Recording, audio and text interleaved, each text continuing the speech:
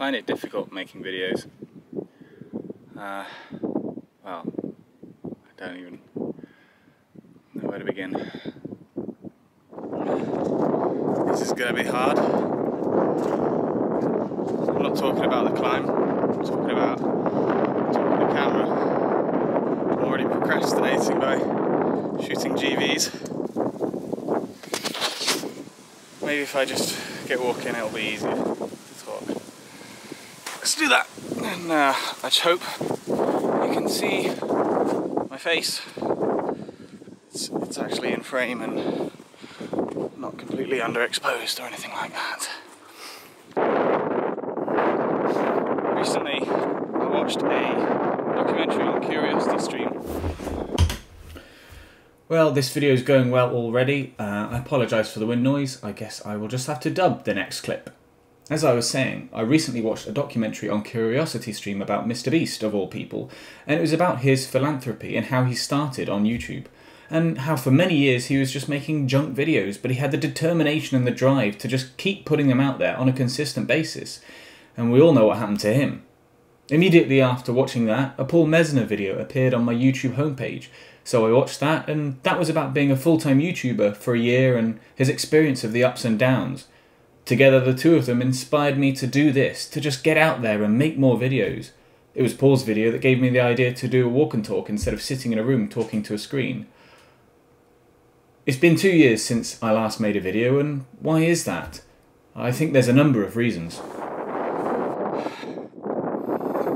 Firstly, I'm busy. Everyone's busy. I'm a full-time cinematographer. I run a production company. I run a hire company. And since the last video, I've now got an engineering workshop.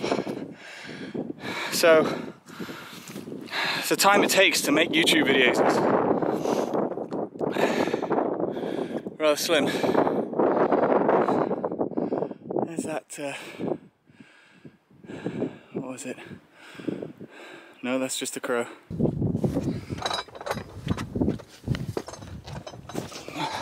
I find it very difficult to film myself, to be on this side of the camera. I'm used to filming other people. I've only ever taken 2 selfies in my life. First one was 10 years ago, in 2012, before selfies really became a thing, before they were ubiquitous. I was on a road trip, the first road trip I had with my best friend around Scotland. I was taken on a trusty 5D Mark III.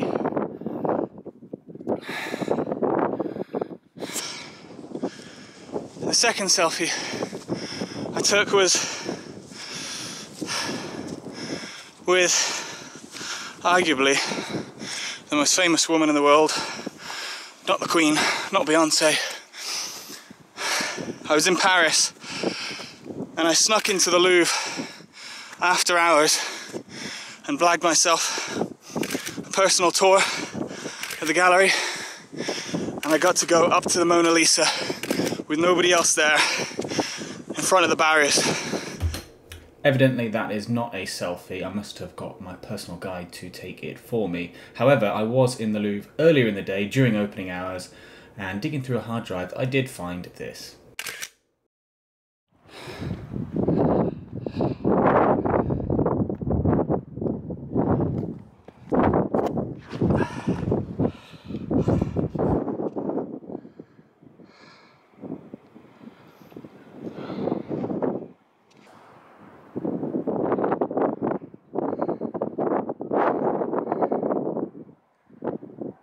Veritasium and Yes Theory and countless other now successful YouTube channels say, you know, at the start they had to just keep putting out videos for years, not knowing if they get anywhere, and it's only by being resilient and being determined that it came off. Yes Theory's own little slogan, catchphrase is seek discomfort climbing mountains, no problem. Turning the camera on myself, that's hard.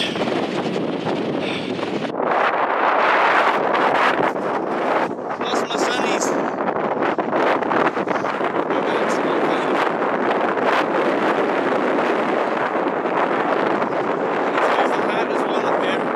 I hope you can hear this okay. Sound is more important than video.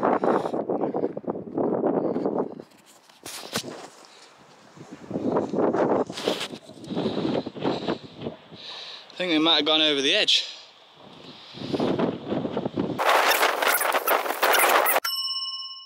Just watched some of the last clips back. I had my sunnies up here. There's people up there, I bet they nicked them.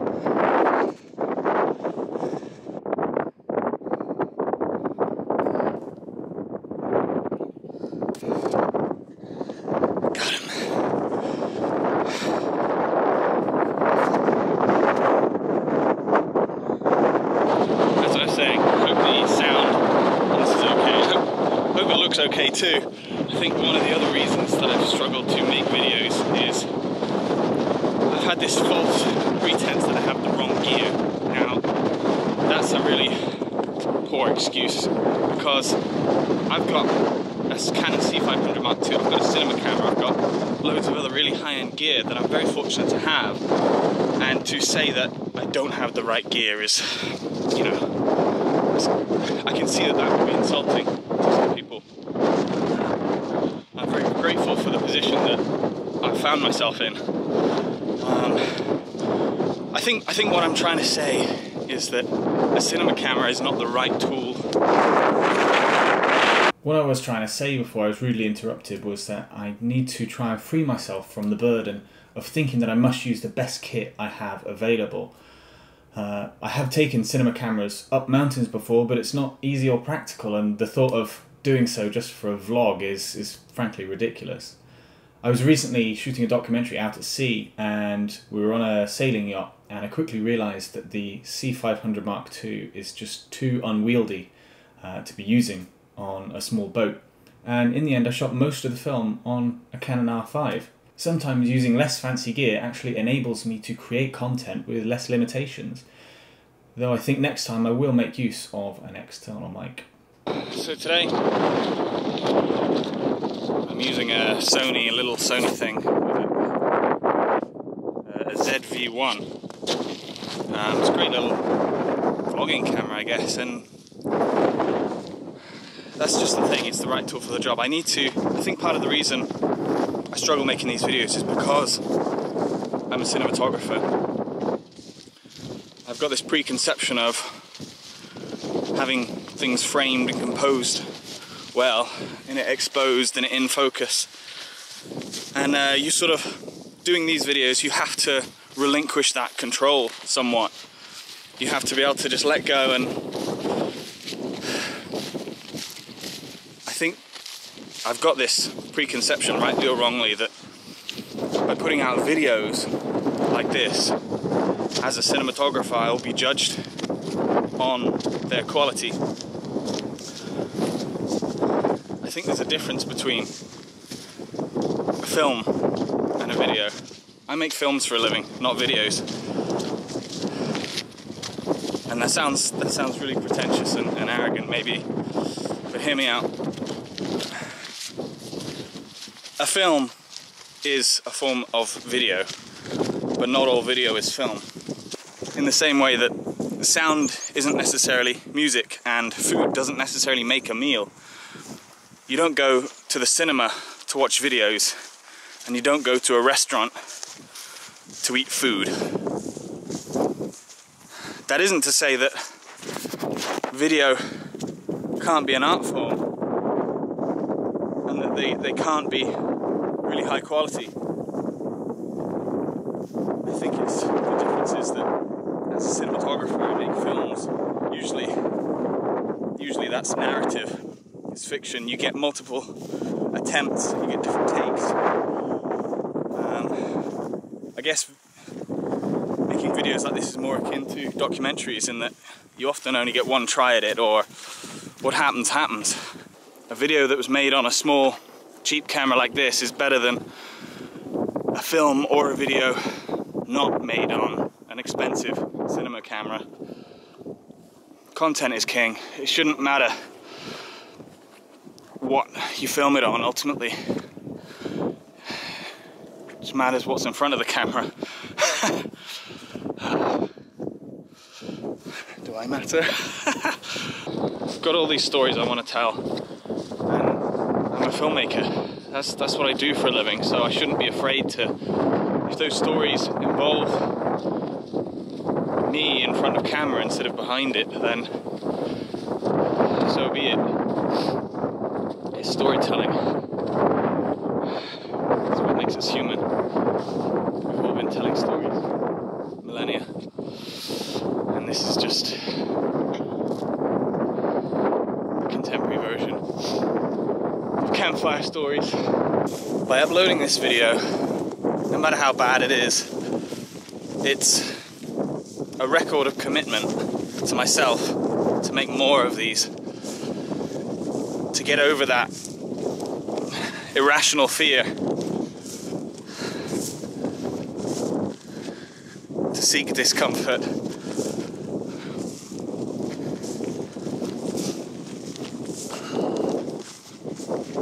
I've got lots more adventures coming up that I'd love to share. I've just come back from a few that, in hindsight, I wish I could have documented. I would have loved to have shown you them. In August I sailed to St Kilda, the most remote part of the British Isles. Got up there, dude.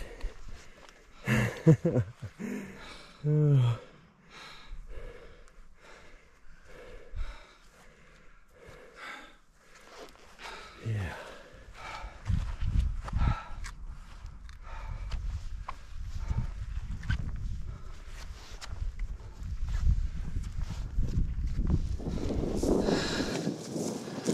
And in September last month, I drove to Norway, through Europe, through the night, to then go and climb a mountain every day on a top secret mission, which maybe I'll be able to share with you another time.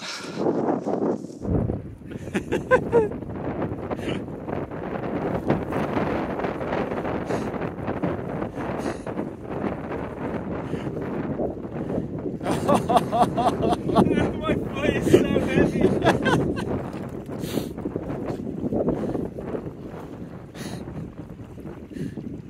rock's sinking.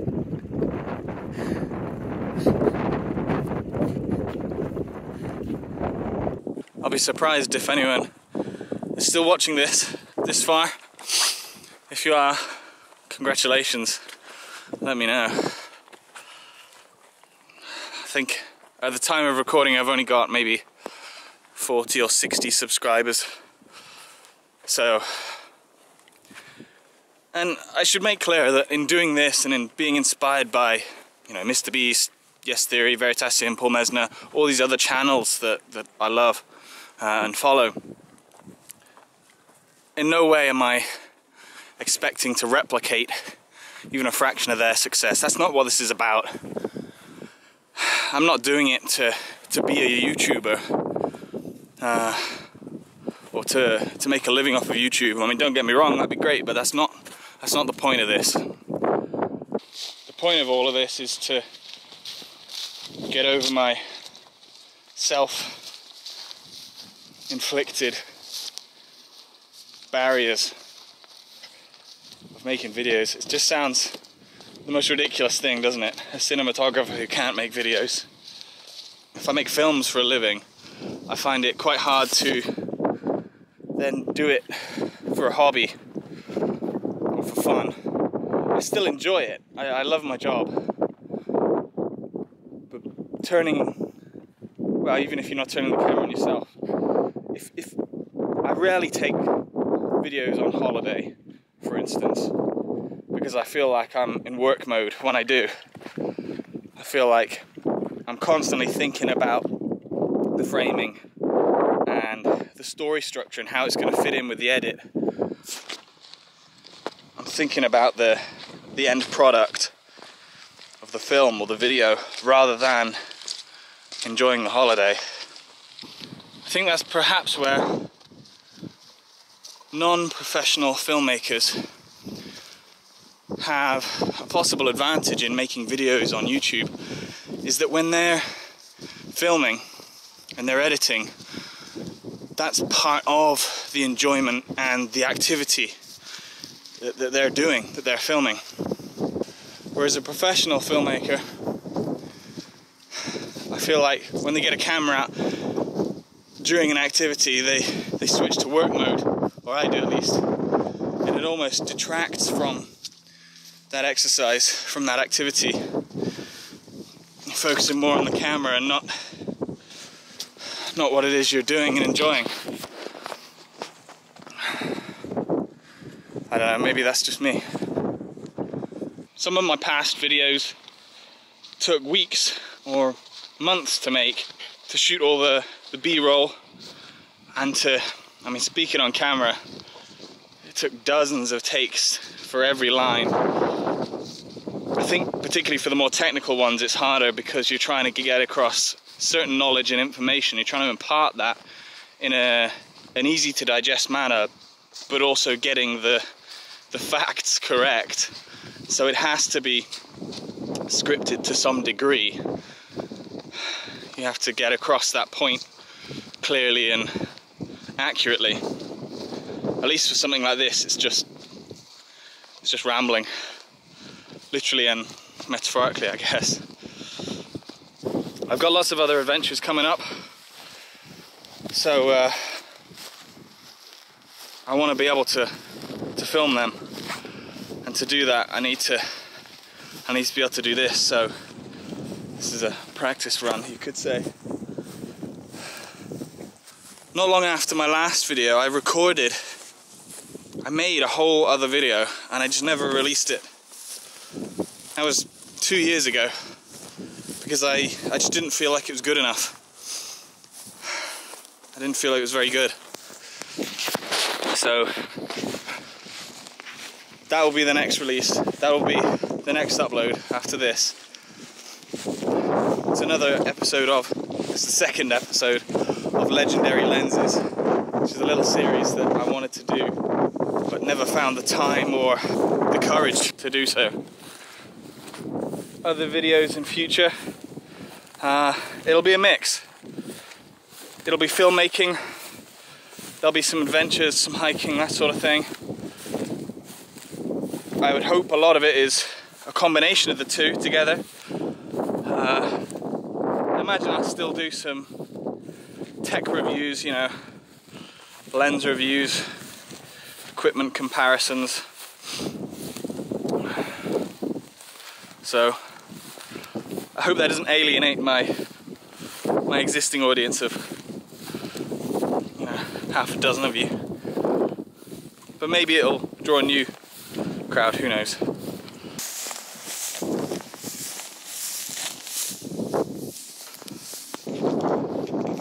I guess all that's left to say is like, comment and subscribe. That feels... No, that's the last time I'm going to say that. That's just... I mean, you know the drill. I don't need to tell you that. If you enjoyed the content, you know what to do if you want more. I guess instead I should say hike, camera, survive. Yeah, that'll do.